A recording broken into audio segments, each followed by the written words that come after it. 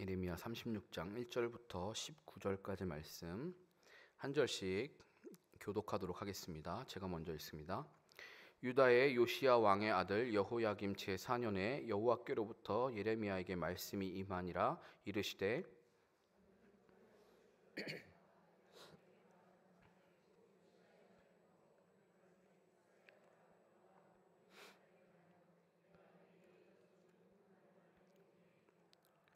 유다 가문이 내가 그들에게 내리려 한 모든 재난을 듣고 각기 악한 길에서 돌이키리니 그리하면 내가 그 악과 죄를 용서하리라 하시니라.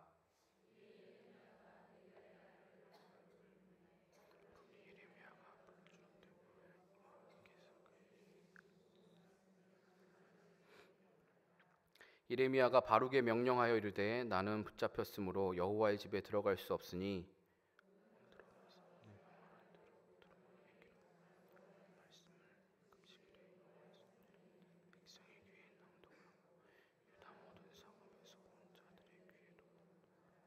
그들이 여호와 앞에 기도를 드리며 각기 악한 길을 떠나리라. 여호와께서 이 백성에 대하여 선포하신 노여움과 분이 크니라.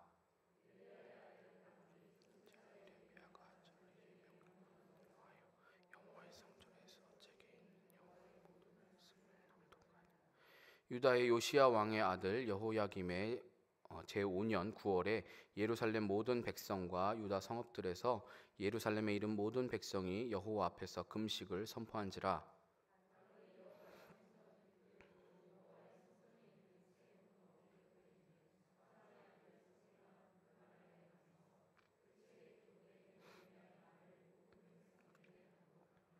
사반의 손자요 그마랴의 아들인 미가야가 그 책에 기록된 여호와의 말씀을 다 듣고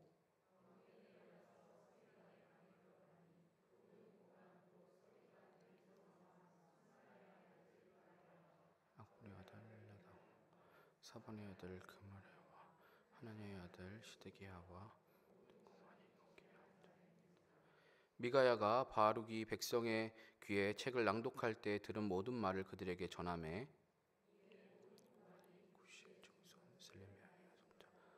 아들 여우디를 베룩에게 보내 이르되 너는 백성의 귀에 낭독한 두루마리를 손에 가지고 오라. 느리야의 아들 바룩이 두루마리를 손에 가지고 그들에게로 오니 그들이 바룩에게 이르되 앉아서 이를 우리 귀에 낭독하라. 바룩이 그들의 귀에 낭독하매 바룩에게 이르되 우리가 이 모든 말을 왕에게 아뢰리라. 그들이 또 바룩에게 물어 이르되 너는 그가 불러주는 이 모든 말을 어떻게 기록하였느냐 청하노니 우리에게 알리라.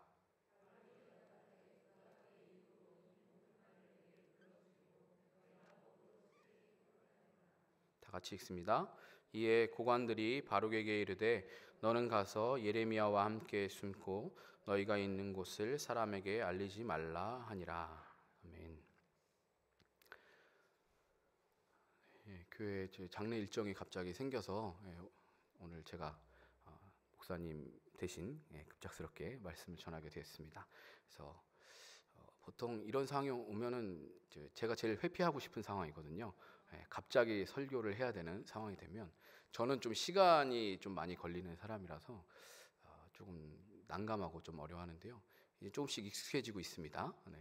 그래서 저는 어디 말씀을 할지를 결정하는 것까지가 더 오래 걸려요. 그러니까 말씀을 정해서 준비하는 시간은 그렇게 오래 걸리지 않는데 어디 말씀을 정하느냐가 저에게 계속 씨름하게 되는 부분인데 수요일 날 오신 분들은 아시겠지만 그 수요일 우리 큐티인 본문 수요일 그 목사님 설교하셨던 그 본문 다음이에요. 레반 그 사람들 그 다음 본문인데 그래서 결정한 건 아니고요. 레갑 사람들, 레갑 자손들 대한 이야기 그 다음이라서 결정한 건 아니고요. 오늘 이 말씀 가운데 제가 이제 저도 계속 큐티인으로 묵상하고 있는데요. 그 말씀을 보면서 하나님께서 주셨던 은혜가 참 있어서 그 말씀을 좀 나누고자 합니다. 저는 참 싫어하는 게 하나 있는데요. 그게 뭐냐면 똑같은 말을 반복해서 하는 걸 굉장히 싫어합니다. 그래서 집에서도 가끔 자꾸 똑같은 말 반복하게 하면 막 짜증내고 그럴 때가 있는데요. 처음 말해서 듣지 않으면 무시당한다는 느낌이 있는 것 같아요. 그래서 내가 말했는데 그것을 제대로 듣지 않았다, 날 무시한 거 아닌가라는 그런 생각이 들어서이기도 하고 또 저는 효율적인 거를 굉장히 좋아하는 사람인데 그래서 어떤 일을 처리할 때 그게 여러 번 거치지 않고 한 번에 처리하게 하기 위해서 머릿속에서 계속 계산을 해요. 그래서 예를 들어서 여기서부터 집까지 가는 길에 있어서 효율적으로 중간에 어딜 들려서 가야 되면 어떻게 가고 루트를 미리 생각해요.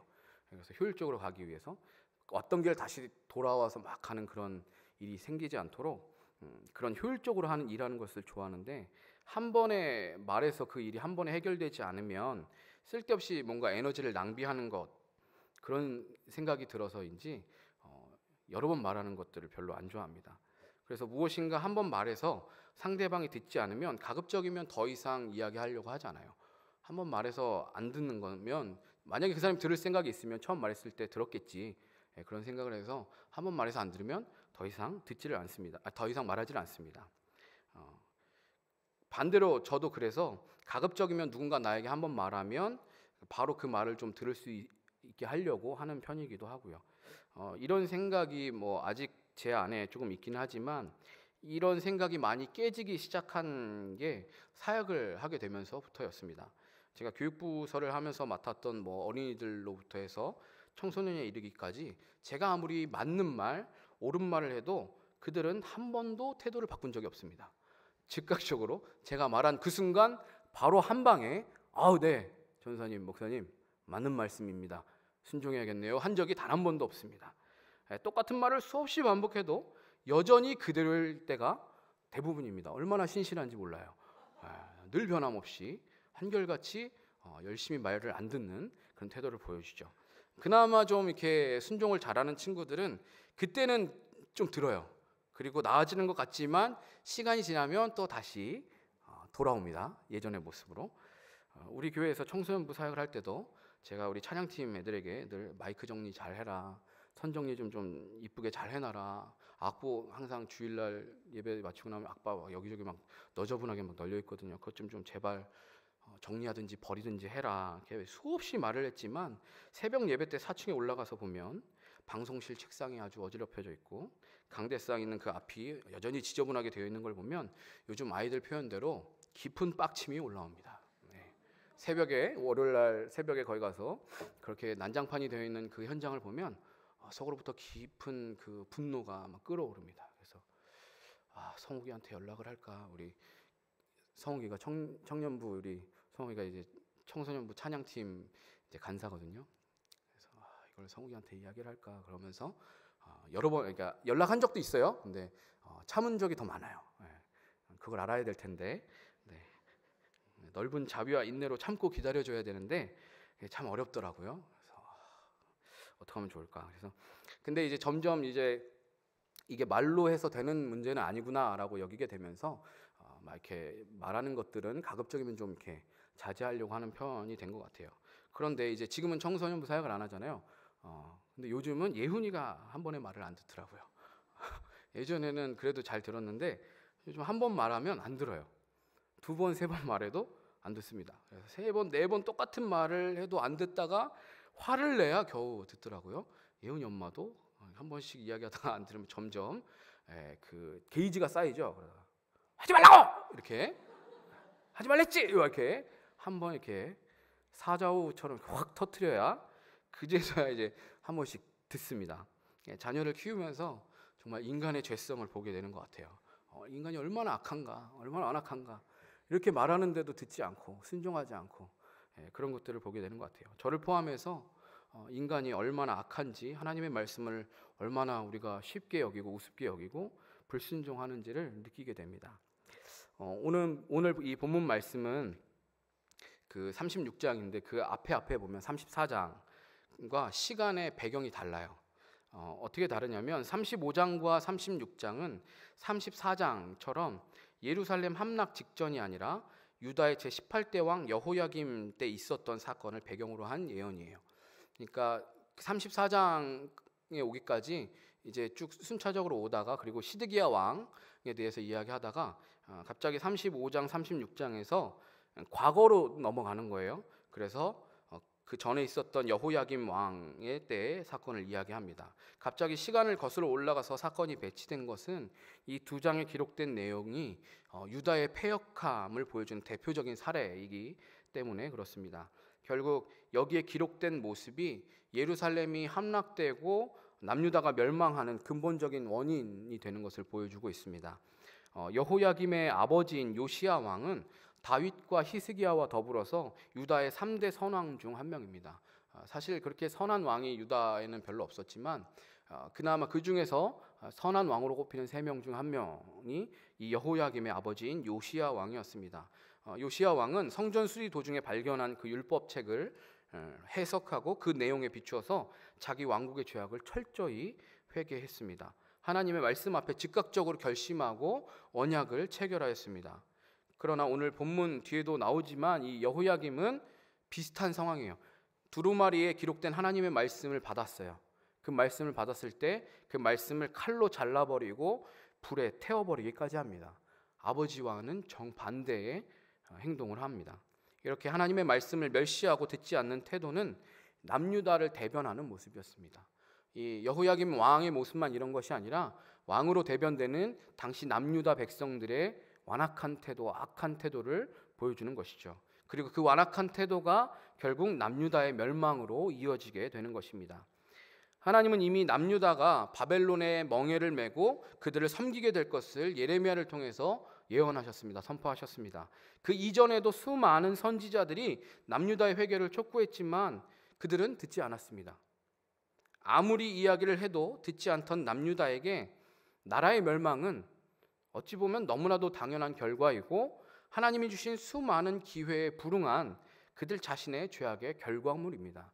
그 누구를 탓할 수도 없고 당연한 결과라고 할 수 있습니다.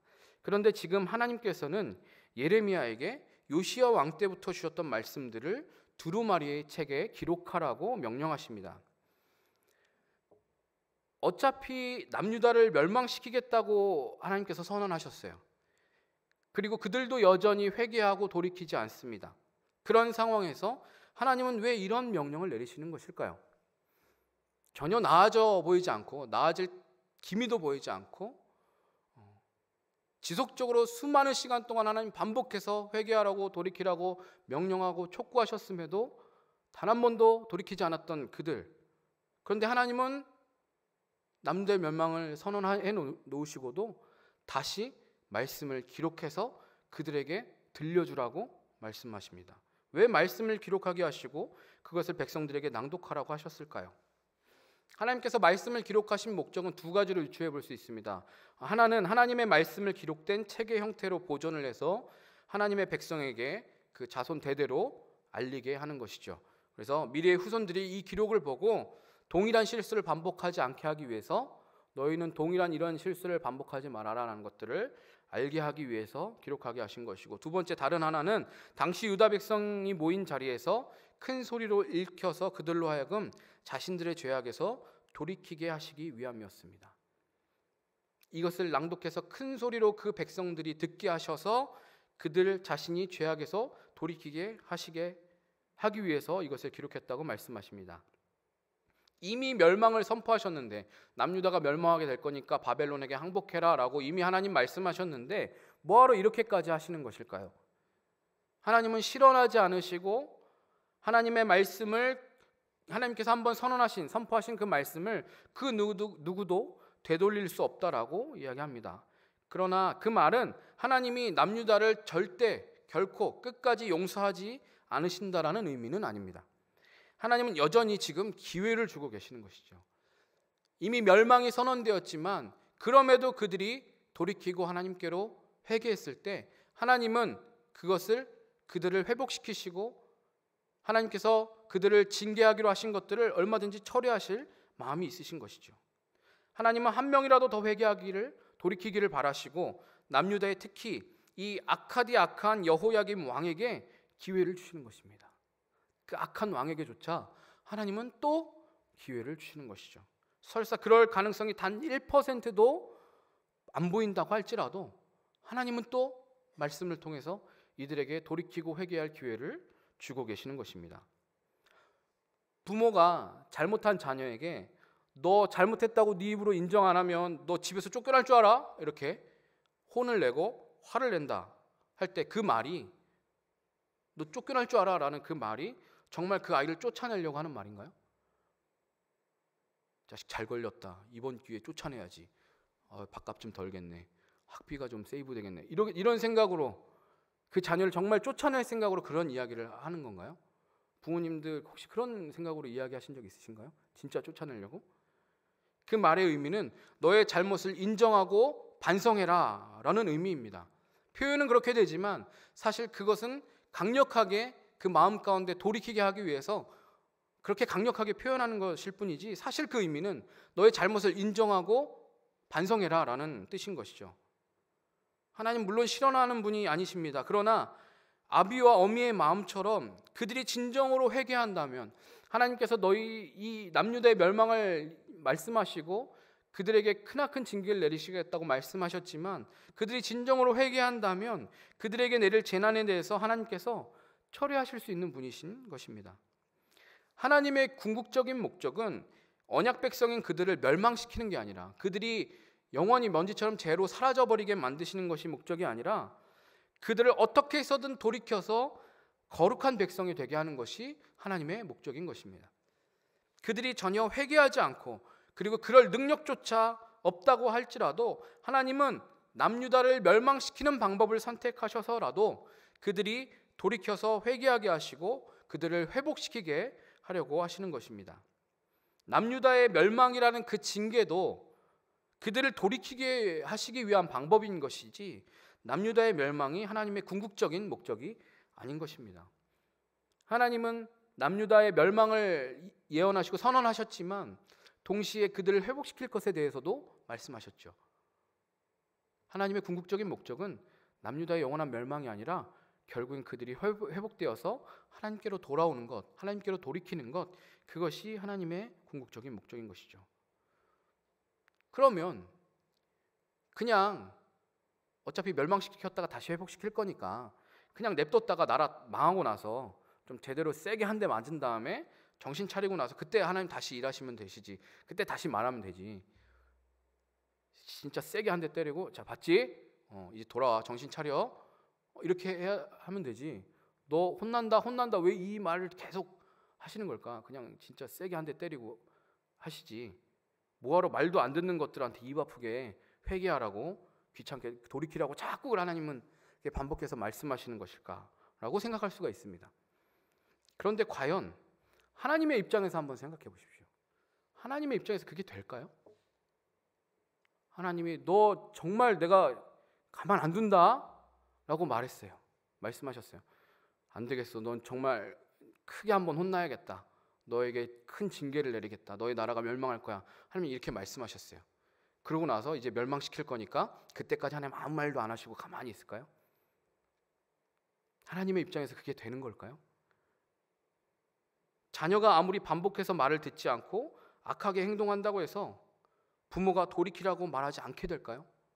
너 그러면 안 된다, 너 그럼 큰일 난다, 그 말을 멈추게 될까요? 사랑하면 그럴 수가 없는 거예요. 정말 사랑하면 그냥 그걸 두고 볼 수 없는 거예요. 계속 말하게 되는 거예요. 돌아와. 이 말을 안 들을 걸 알면서도 얘기하게 되는 거예요. 너 그러면 안 돼, 돌아와야 돼, 너 그러면 큰일 나, 안 된다고 계속 말할 수밖에 없는 거예요. 사랑하면 절대 포기할 수가 없는 거예요. 단 한순간도 남유다 백성들이 무너지는 것을, 영원히 죄악으로 인해서 영원히 무너져 버리는 것을 하나님은 볼 수 없는 거예요. 포기할 수 없는 거예요. 죽는 순간까지도 끝까지 돌이키라고 말하는 게 자식을 향한 부모의 모습이죠. 그것은 사랑하기 때문에 가능한 것입니다. 자녀를 사랑하기 때문에 계속해서 말할 수 있는 거예요. 지겨워도 계속 말할 수 있는 거예요. 자식들은 잘 모르죠. 왜 이렇게 맨날 잔소리를 하시나? 사랑하기 때문에 가능한 거예요. 사랑 안 하면 얘기 안 하죠. 뭐 네가 잘 되든 말든 뭐 그건 네 인생이지 뭐, 이렇게 되는 거죠. 사랑하기 때문에, 부모이니까, 아버지니까, 어머니니까 그렇게 말할 수 있는 거예요. 설령 인간인 부모는 포기할 수 있어요. 난 더 이상 이제 못하겠다, 포기할 수도 있지만 하나님은 절대 그러실 수 없는 분이신 것입니다. 사람은 지쳐서 자식을 포기하는 부모도 간혹 있어요. 그러나 하나님은 우리가 아무리 패역해도, 우리가 생각하기에 저거는 정말 사형감이야, 저거는 정말 종신형감이야. 그거 받아도 마땅해. 라는 죄인이라고 할지라도, 여호야김 같이 완악한 죄인이라도 구원하기를 원하셔서 하나님은 기다리시고 또 회개의 기회를 주시고 오늘도 또 말씀하시는 거예요. 회개해라. 돌이켜라. 하나님은 또 말씀하시는 거예요. 계속해서. 그래서 예레미야 이 31장 3절, 그 몇 주 전에 봤던 본문인데, 예레미야 31장 3절에서 하나님께서 당신의 백성들에게 내가 영원한 사랑으로 너를 사랑하기에 인자함으로 너를 이끌었다라고 하시는 거예요. 영원한 사랑으로 너희를 사랑했다라고 말씀하세요. 그 사랑이 영원한 거예요. 영원히, 그들이 돌아올 때까지 하나님 영원히 말씀하실 수 있는 분이신 거예요. 하나님의 사랑은 끝이 없는 거예요.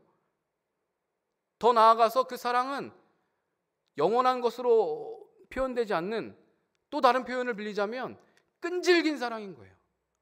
절대 포기하지 않는 끈질긴 그 사랑. 저는 이 예레미야서를 계속 요즘 묵상하는 동안 하나님의 사랑이 얼마나 끈질기신지에 대해서 생각하게 됐어요. 묵상하게 됐어요. 그러니까 이게 사랑한다라는 표현으로 이해가 안 되는 부분들을 끈질기다라는 표현으로 생각해 보게 됐어요. 정말 무서울 만큼 끈질긴, 영화 미저리에서처럼 막 이렇게 그 정도로 무서울 정도로 끈질긴, 그 누구도 못 끊어놓는 거야. 그 하나님의 사랑에서. 그 죄인된 본인들, 남유다 백성들조차 하나님이 싫다고 하나님의 말씀을 안 듣겠다고 그렇게 거부하는데도 불구하고 하나님이 안 놔주는 거예요. 절대 포기 못한다. 너희들이 악하지만, 너희들이 나를 떠나서 범죄하고 있지만 너희들 절대 포기할 수 없다. 하나님 끈질기게 그들을 붙잡고 계시는 거예요. 그래서 6월에 내한 공연하는 교회 우리 포스터도 광고 붙여놨는데, 힐성 그 유나이티드 그 팀이 만든 곡 중에 Relentless라는 찬양이 생각났어요. Relentless라는 단어, 그 영어 단어가 무슨 뜻이냐면 끈질긴이라는 뜻이에요. 끈질긴, 수그러들지 않는. 그 가사 보면 Your love is relentless라고 표현해요. 당신의 사랑은 끈질깁니다. 하나님의 사랑은 끈질긴 거예요. 절대로 수그러들지 않아요. 절대로 포기하지 않아요. 하나님의 사랑은 끈질기셔서 당신의 아들을 주셔서라도, 그 사랑이 얼마나 끈질긴지 당신의 아들을 주셔서라도 반드시 당신의 백성들을 돌이키게 하시고 회복시키셔서 자유하게 만드시는 거예요. 얼마나 그 사랑이 끈질긴지 아들을 포기하시면서까지 우리를 구원해 내시잖아요. 하나님께서 가망이 없어 보이는 남유다 백성들을 향해서 끊임없이 선지자들을 보내고 예언의 말씀을 선포하게 하시는 이유가, 끊임없이 말씀하시는 이유가 바로 이것인 것이죠. 영원한 사랑으로, 끈질긴 사랑으로 그들을 사랑하시기 때문입니다. 여호야김이 예레미야를 가두어서 하나님의 말씀을 전하지 못하게 했지만, 그럼에도 하나님은 말씀을 기록하게 하셨어요. 감옥에 있는 예레미야에게 임하셔서 말씀을 기록하라고 명하셨고, 예레미야가 바룩을 통해서 백성들에게 그 말씀을 들려지게 하지 않습니까? 하나님의 말씀은 우리가 불순종한다고 멈춰지는 게 아니에요. 내가 하나님의 말씀을 잘 안 들으면 하나님 언젠가 나를 포기하겠지 뭐. 사람은 그럴 수 있거든요. 사역자인 저도 아무리 막 하나님의 마음을 가지고 변화되지 않는 아이들에게 말하고 교회 안 나오는 애들 나와라 이야기해도 한계가 있는 거거든요. 막 포기하고 싶고 포기하게 되기도 하고. 근데 하나님은 그렇게 하지 않으시는 거예요. 우리가 불순종한다고 하나님이 멈추시는 게 아니에요. 어떤 인간의 방법과 지혜로도 하나님의 그 계획, 하나님의 말씀하시는 것들을 막을 수가 없어요. 감출 수가 없는 거예요. 하나님이 우리에게 돌이키라고, 회개하라고, 죄인들에게는 그 말씀이 막 시끄럽게 들리거든요. 그럼에도 하나님 계속 말씀하시는 거예요. 아무리 막아보려고 해도, 아무리 듣지 않으려고 귀를 막아도 하나님 어떻게든 들리게 만드시는 거예요. 하나님의 때에, 하나님의 방법으로 하나님은 반드시 당신의 백성을 구원하는 분이십니다. 하나님의 말씀을 듣게 하셔서, 반드시 하나님의 말씀이 선포되어서 그 귀에 들리게 하셔서 하나님은 당신의 백성을 구원하세요.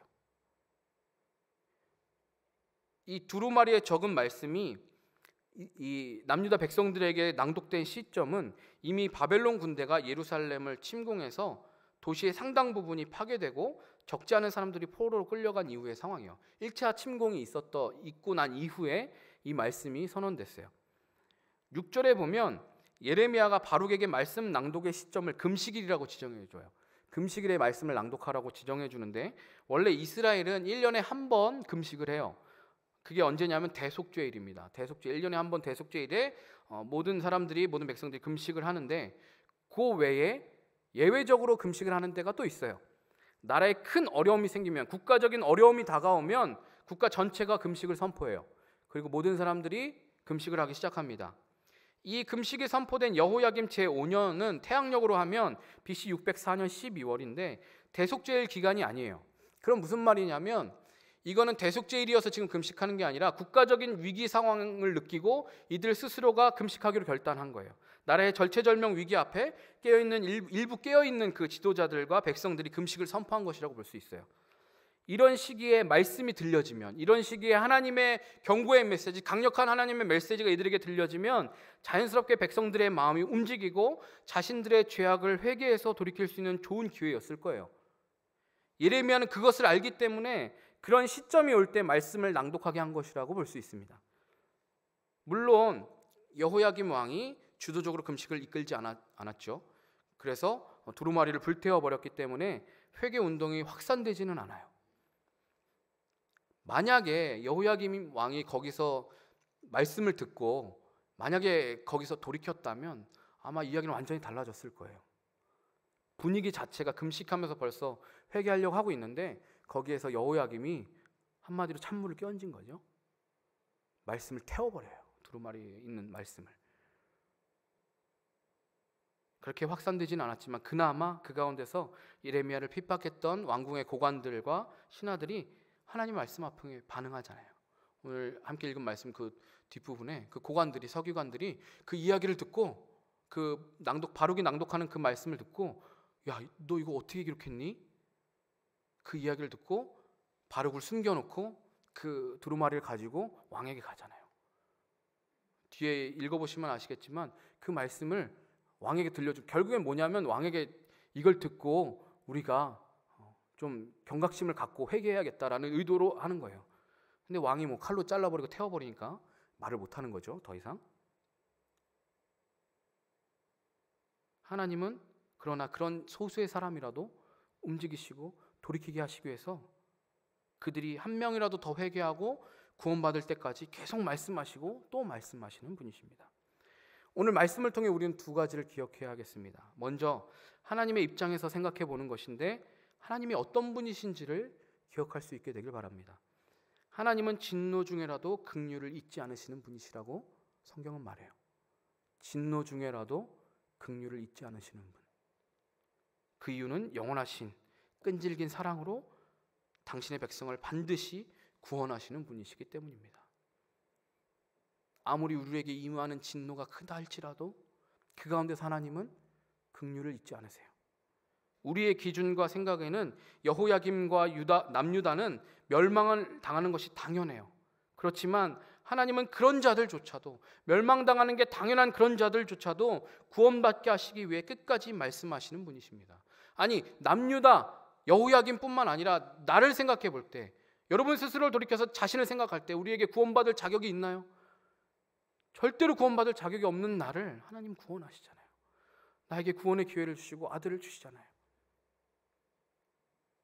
남유다를 멸망시키는 한이 있어도 그들을 여호와께로 돌아오게 하시고 회복시키게 하시는 분이 바로 우리 하나님이십니다. 그 하나님은 오늘도 저와 여러분에게 말씀하고 계시는 거예요. 우리를 사랑하시기 때문에 오늘도 하나님은 우리에게 말씀하고 계세요. 성경을 통해서, 예배 시간을 통해서, 믿음의 사람들을 통해서, 공동체를 통해서 하나님 오늘도 말씀하시는 거예요. 우리에게 무엇을 원하시고 우리가 어떻게 하기를 원하시는지, 우리가 어떻게 돌이키기를 원하시는지 하나님 말씀하고 계세요.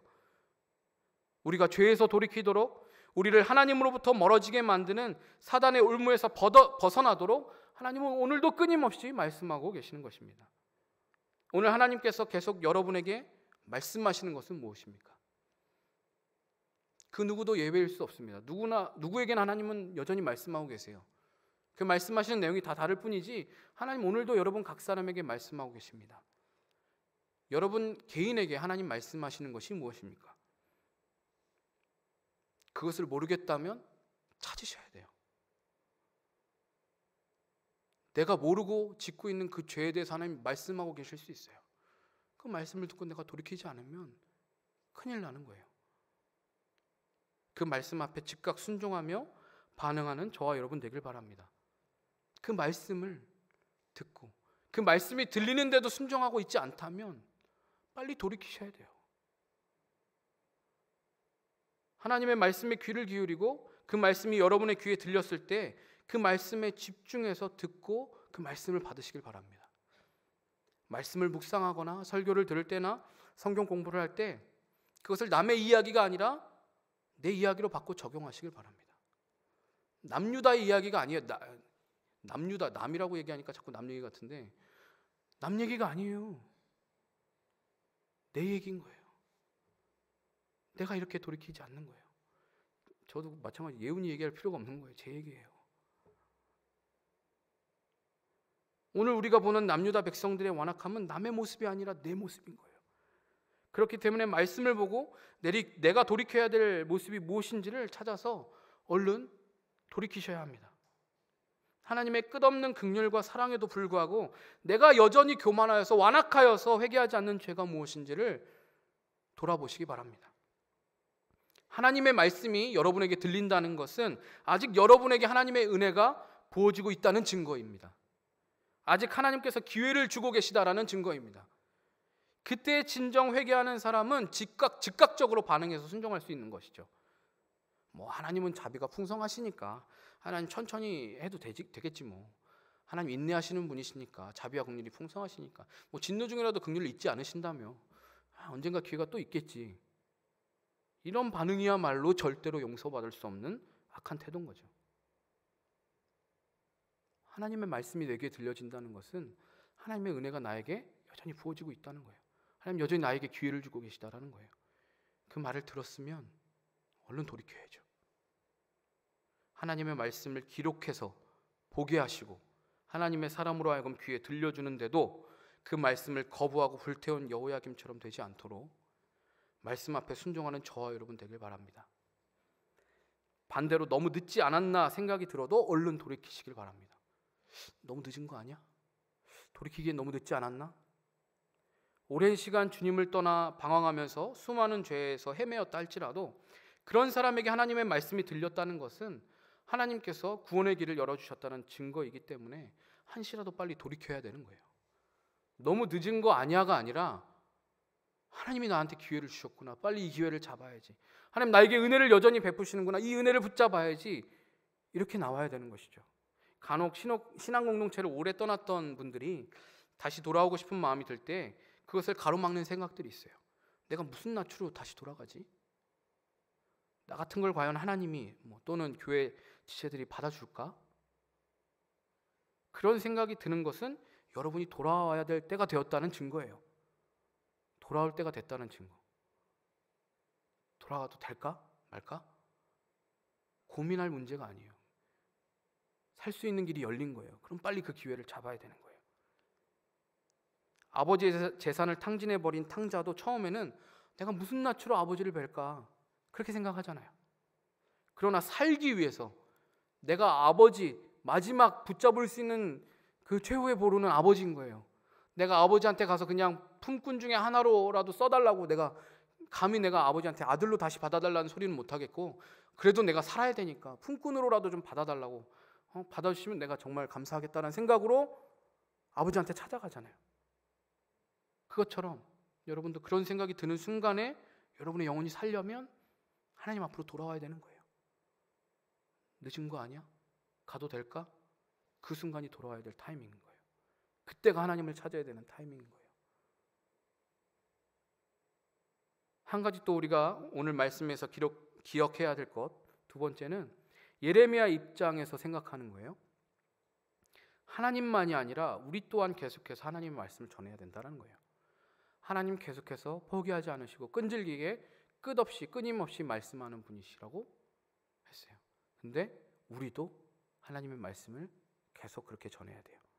오늘 말씀해 보면 예레미야가 하나님의 말씀을 받고 그것을 그대로 순종하여서 기록하고 바룩을 시켜서까지 전하게 해요. 본인이 직접 가지 못하니까 바룩을 시켜서라도 그 말을 백성들의 귀에 낭독하게 만들어요. 자신이 감옥에 갇혀 있는 상황이고 그 자신도 지겨울 만큼 똑같은 메시지를 수없이 전했어요. 그렇게 수도 없이, 물론 전하는 어떤 방식이나 표현하는 것들은 조금씩 달라질 수 있겠지만 계속해서 회개를 촉구한 거예요. 회개해라. 하나님께 돌아와라. 우상으로부터 떠나서 하나님께로 돌아와라. 안 그러면 나라가 멸망하게 될 거다. 돌아와라. 그 말, 똑같은 말 계속 반복한 거예요. 그런데 오늘 다시 그 말씀을 또 전하는 거예요. 지금까지 이야기했던 걸 이번에는 그냥 다 싸그리 모아서 또 똑같은 말 또 하는 거예요. 처음부터 끝까지. 여러분이 예레미야라면 이 말을 하고 싶으시겠어요? 말을 이렇게 안 들어 먹는데, 순간 안 들어 처먹는다고 말할 뻔했네요. 안 들어 먹는데, 이렇게 안 들어 먹는데 여러분이랑 말하고 싶으시겠어요? 내가 수백 번을 이야기했는데도 안 들어요. 나 아직 기미가 안 보여. 그럼 말하고 싶겠어요? 제가 예레미야라면 하나님한테 그랬을 거예요. 하나님, 왜 이걸 해야 되는 거죠? 이거 헛수고잖아요. 이거 해봤자 안 들을 건데 왜 이걸 계속 해야 되는 거죠? 하나님 앞에 물었을 것 같아요. 그런데 오늘 예레미야는 해요. 하나님이 하라니까 또 해요. 처음부터 끝까지 그 말씀을 다 기록하게 하고 그 말씀을 백성들에게 듣게 만들어요. 예레미야가 눈물의 선지자로 유명하죠. 남유다 조국을 위해서 얼마나 눈물 흘린 선지자인지 우리는 잘 알죠. 하지만 아무리 조국을 사랑해도 가망이 보이지 않을 만큼 말씀 앞에 불순종하는 그들을 향해서 예레미야가 지칠 대로 지칠 수 있는데, 그죠? 거짓말하는 것도 아니고 하나님 주신 말씀 그대로 전해줬는데도 돌아오는 결과는 감옥에 갇히는 거예요. 근데 예레미야는 감옥 안에서도 외치고 있는 거예요. 벽에다 대고 외치는 것 같아도 또 하고 있는 거예요. 여러분 생각해 보십시오. 벽에다 대고 여러분 하나님 말씀을 계속해서 낭독하라고 하면 여러분 하시겠습니까? 못하죠. 똑같은 걸 하루에 1시간씩 100일 동안 해보라고 하면 하실 수 있겠어요? 하면서 내가 이걸 왜 해야 되지? 이런 생각이 들걸요? 예레미야의 마음이 그러지 않았을까요? 근데 예레미야는 포기하지 않고 하나님처럼 하나님의 마음을 아는 자이기 때문에 이렇게 할 수 있는 거예요. 예레미야도 포기하지 않고 벽에다 말하는 것 같은데도 불구하고 또 오늘 하나님의 말씀을 선포하고 전하고 있어요. 저도 교육부서 사역을 하면서 그런 답답함을 느꼈던 순간들이 있어요. 내가 아무리 설명해주고 막 소리치고 때로는 막 눈물 흘리면서 설교도 했었어요. 막 때로는 화를 내면서도 이야기했어요. 진짜 말 안 듣는 애는 진짜 막 화를 내면서 막 이야기도 해봤어요. 그렇게 해도 아이들이 전혀 변하지 않아요. 듣지 않는 것 같아요. 그런 생각이 들죠. 이게 다 무슨 소용이야 도대체. 어차피 애들 듣지도 않고 떠들 텐데. 가끔 그런 생각이 들었어요. 청소년부 설교하면 야, 내가 이렇게 열심히 준비해서 설교를 해도 어차피 애들 다 자빠져 잘 건데 이거 얘기하는 게 소용이 있을까? 이런 생각이 들 때가 있어요. 사단이 주는 생각이죠. 그런 생각이 가끔 들 때가 있었어요. 야, 조는 제가 들어야 되는 얘기인데 쟤는 맨날 조는데 제가 들어야 되는데 막 이런 생각이 들기도 하고, 내가 이렇게 이야기해도 이게 무슨 소용이 있을까 과연 아이들에게? 매년 수련회 해도 애들은 여전히 그대로인데 그게 의미가 있을까? 근데 너무나 놀랍고 신기하게도 그 중에 변하는 아이들이 있다는 거예요. 진짜로 신기해요. 뭐 여러분들은 청소년부의 교사 아닌 분들은 이제 모르시지만 청소년부가 좀 가장 그 황량하고 강팍한 그 사역지잖아요. 네. 특히 중학생들 사역자들의 무덤이죠. 네. 특히 혹시 이 중에 저기 중학교 2학년 담당 해봤거나 하고 계신 분 계세요? 중학교 2학년? 아니면 중학생 담당? 오늘은 안 오셨네요. 강팍해져서 그런가 봐요. 네. 삼가 조의를 표합니다. 아무나 할 수 있는 게 아니에요. 근데 그 중에 변하는 애들이 있는 거예요. 언젠가 변화되는 애들이 있으니까 그거에 희망 걸고 하는 거예요. 사실 그냥 세상적인 시각으로 보면 엄청 바보 같은 짓이죠. 엄청 비효율적인 거고 엄청 시간 낭비처럼 보여요. 근데 그 중에 변하는 아이들이 한두 명씩 있어요. 매년 주님께 돌아오는 아이들이 있더라는 거죠. 하나님께서 끈질긴 사랑으로 그 아이에게 말씀하신 결과예요. 제가 말해서 된 게 아니라 하나님이 말씀하셔서 되신 거예요. 저는 이게 될까 하고 한 거지만 하나님 그 말씀이 쌓여서 어느 순간 그 아이가 돌아오게 만드시는 거예요. 그러니까 안전할 수 없어요. 포기할 수가 없어요. 그렇기 때문에 우리도 그 말씀을 끊임없이 선포하고 전해야 되는 거예요. 우리가 전혀 예측하지 못한 그 어떤 타이밍에 하나님이 그 말씀을 통해서 하나님 그 아이들을, 그 사람을 변화시키는 때가 분명히 오거든요. 제가 청소년부 사역하면서 변화됐다고 생각하는 그 아이들이 변화된 시점을 보면 저는 단 1도 기대하지 않았던 그 타이밍에 그 아이들이 변화됐어요. 정말로 신기하게 단 1도 기대하지 않았어요. 근데 그 타이밍에 하나님은 걔네들을 변화시켰어요. 그러니까 제가 뭔가 계산하고 뭔가 노력한다고 되는 문제가 아닌 거예요. 그렇지만 나는 전해야 되는 거예요. 선포해야 되는 거예요. 말씀을 가르치고 들려줘야 되는 거예요. 끊임없이 전하고 선포해야 합니다. 벽에다 말하는 것 같고 전혀 가능성이 없어 보여도 우리는 계속 말씀을 외쳐야 되는 거예요. 돌아오라고, 하나님 앞으로 나오라고 계속 외쳐야 되는 거예요. 물론 내가 하지 않으면 하나님은 다른 방법으로 다른 사람을 통해서라도 당신이 택하신 백성을 구원하실 거예요. 여러분이 하지 않으셔도 하나님은 하세요. 하나님의 방법으로. 하나님은 돌들로도 하나님을 찬양할 수 있게 하시는 분이라고 하시잖아요. 그러나 말씀을 전하지 않은 우리의 책임을 하나님 묻으실 거예요. 저는 이 말씀을 이제 새벽에도 이 본문을 이제 나눴었는데 이 말씀을 전하면서 한 제자가 생각났어요. 그 친구가 부모님과 오빠의 구원을 위해서 수년 동안 기도를 했는데 전혀 나아지는 게 없는 거예요. 변화의 기미가 보이지 않아서 뭐라고 얘기하냐면 포기하고 싶고 너무 힘들다고, 더 이상 기도가 안 나온다고 저에게 이야기했던 적이 있어요. 그래서 새벽에도 이 본문을 나누면서 그 제자가 생각나서 그 친구에게 그날 오후에 카톡으로 말씀 묵상하면서 주셨던 그 은혜를 좀 길게 카톡으로 보냈어요. 그래서 하나님 이 말씀 나누면서 묵상하면서 너를 생각나게 하시더라. 하나님 너에게 포기하지 말라고 말씀하시는 것 같아. 너의 가족의 구원을 위해서 하나님께서 포기하지 않고 말씀하라고 이야기하시는 것 같아. 그러니까 너도 포기하지 말고 기도해라. 나도 기도하겠다. 그렇게 이야기했어요.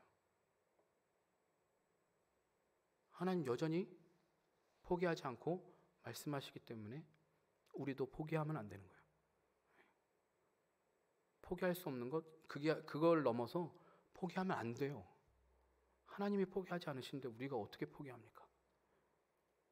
제가 지난 월요일 날 차 엔진 오일 갈 때가 돼서 제가 개인적으로 아는 우리 한 장로님이 하시는 그 카센터에 가서 이제 엔진 오일 가려고 갔어요. 근데 이제 거기 가서 이제 기다리고 있는데 엔진 오일 이제 가는 동안 기다리고 있는데 어떤 한 여자분이 오셨어요. 근데 이제 집사님이래요. 그분이 오셔서 뭐 장로님하고 막 다른 같이 있었던 한 분하고 또 막 이야기를 하시더라고요. 근데 이제 제가 처음 보는 사람이 있으니까 그분이 속으로 저를 좀 전도하고 싶은 마음이 생기셨나 봐요. 전도해야겠다는 생각을 하셨나 봐요. 그러면서 막 이렇게 이야기하다가 저한테 인상이 너무 좋으시다고 막 제 칭찬을 해주셨어요. 어머 너무 인상이 좋으시네요. 그랬더니 장로님이 왜 인상이 좋아 보이는지 아냐고. 네, 처음엔 좀 뜸을 들이셨어요. 집사님이 마음이 좋아서 그래 막 이렇게 이야기하셨다가 두 번째 왜 인상이 좋아 보이는지 내가 이유를 얘기해 줄까? 목사님이야. 어머 진짜요? 그분이 나는 청년인 줄 알았는데 막 이러면서 내가 번데기 앞에서 주름을 잡았네 막 이러면서 되게 막 당황해 하시면서 막 그러시더라고요. 그러면서 저한테 하시는 말씀이, 사실은 처음 보는 분이 있어서 내가 이분한테 어떻게 하면 좀 전도지를 줄까 막 이렇게 속으로 막 엄청 갈등하셨대요. 그리고 요즘 젊은 사람들은 전도지를 줘도 잘 안 받고 쉽게 거절하니까 줬는데 안 받으면 어떡하지? 막 그런 생각 때문에. 근데 또 얼굴 인상은 또 좋아 보이고, 그러니까 줄까 말까 막 이렇게 고민을 하셨다고 그러더라고요. 그러면서 그분이 어떻게 전도를 하시게 됐는지를 저에게 이야기를 해주셨어요. 그분이 좀 여기 우리 일직동이랑은 굉장히 먼 그 광명사거리 그쪽 부근인데, 그쪽 부근에서 이제 이사를 오면서 기도하면서 어느 교회를 갈까 기도하면서 이제 한 교회를 정해서 정착하시게 됐다고 그래요. 그래서 그 교회에서 정착하면서 지금까지 11개월 동안 그렇게 열심히 전도를 하러 나가셨대요. 그리고 한 달 전에는 항상 그렇게 열심히 전도를 하니까 교회에서 담임 목사님이 전도팀장으로까지 임명해 주시면서 이제는 아주 풀타임으로 매일 나와서 이렇게 매일 전도를 하고 있는데, 그렇게 열심히 전도를 하는데 열매가 단 하나도 없다고. 그래서 내가 이렇게 열심히 하고 있지만 단 한 명도 아직 나를 통해서 교회 등록하고 구원받은 사람이 없어서 너무 힘들다고 그런 이야기를 하시더라고요. 그래서 힘들어서 새벽에 나가서 하나님 앞에 계속 기도하고 기도 대상자들을 놓고 전도할 영혼들을 놓고 기도할 때 눈물로 기도하는데, 하나님께서 그런 마음을 주셨대요. 비록 지금 열매는 없지만 기도하고 눈물 흘리고 있는 과정이 벌써 전도라고 하나님께서 말씀해 주셨다고 하더라고요. 그래서 저도 그 이야기를 듣고 너무 귀한 일을 하고 계신다고, 잘하고 계신 거라고 그렇게 말씀을 드렸어요. 근데 그 집사님이 해주신 그 이야기가, 전 잠깐 만나고 헤어졌지만 계속 제 마음에 남아 있더라고요. 하나님은 알고 계신다라는 걸 저는 느꼈어요. 비록 지금 당장 눈에 보이는 어떤 열매는 없지만 그분이 눈물로 심은 그 씨앗이, 그분이 이게 과연 먹힐까, 저 사람이 받아줄까 생각하면서 줬던 그 전도지 그 한 장이 하나님은 기억하고 계시다라는 거예요. 하나님은 그 눈물을 잊지 않고 계시다라는 거예요. 적어도 하나님은 그 눈물과 기도를 알고 계시는 거죠. 누군가 외치지 않으면, 누군가 하나님의 말씀을 전하지 않으면 그 말씀을 듣고 돌이킬 수 없기 때문에 하나님은 오늘도 예레미야처럼 바룩처럼 하나님의 말씀을 들고 가서 외칠 사람을 찾고 계시는 거예요. 우리가 그 일을 하기를 바라시는 거예요. 비록 마음이 강팍하고 완악하여서 듣지 않는 자라고 할지라도, 가능성이 전혀 보이지 않는 사람이라고 할지라도, 여러분의 가족이 수십 년 동안 복음 앞에 돌아오지 않았더라도 절대 포기하지 마십시오. 그리고 말씀 전한 일을 멈추지 마십시오. 포기하지도 마시고 말씀 전한 일을 멈추지도 마십시오. 하나님 여러분의 기도를 듣고 계시고 여러분이 전하는 말씀을 통해서 반드시 일할 것입니다. 여러분이 하지 않으면 누군가를 통해서 하실 거예요. 하지만 여러분이 그 일을 하시기를 원하세요. 사랑하는 여러분, 하나님의 말씀은 멈추지 않습니다. 하나님의 영원하시고 끈질긴 그 사랑은 오늘도 우리에게 말씀하고 계시고 살아서 역사하고 계십니다. 그 말씀이 우리에게 들린다는 것은 하나님이 우리에게 아직 은혜를 베풀고 계시고 돌이킬 기회를 주신다는 증거임을 기억하시기 바랍니다. 하나님 말씀하시는데도 불구하고 여전히 돌이키지 않는 나의 죄를 하루속히 돌이키시기를 바랍니다. 하나님께서 찔림을 주시고 깨닫게 하시며 보게 하시는 나의 연약함을 바라보면서 주님 앞에 엎드릴 수 있는 저 여러분 되길 바랍니다. 또한 하나님께서 포기하지 않으시고 끊임없이 당신의 말씀을 선포하시는 것처럼 우리도 그 하나님의 말씀을 받아서 계속 전할 수 있길 원합니다. 아직 구원받지 못한 여러분의 가족, 또 친구, 이웃에게 포기하지 마시고 말씀을 전하고 사랑으로 그들을 품을 수 있기를 바랍니다. 하나님은 절대 포기하지 않으세요. 여러분은 포기할 수 있을지 몰라도 하나님은 절대 포기하지 않으세요. 하나님이 포기하지 않으시는 그 사랑을 우리가 감히 무엇이라고 포기할 수 있겠습니까? 하나님은 완악한 이 유다 왕들에게도 마지막까지 말씀을 들려주시잖아요. 완악해서 절대 돌이키지 않는 이들에게도 하나님은 계속 말씀하시잖아요. 끝까지 말씀을 전한 예레미야처럼 하나님의 말씀을 선포하고 전하는 저와 여러분 되기를 간절히 부탁드립니다. 함께 기도하겠습니다.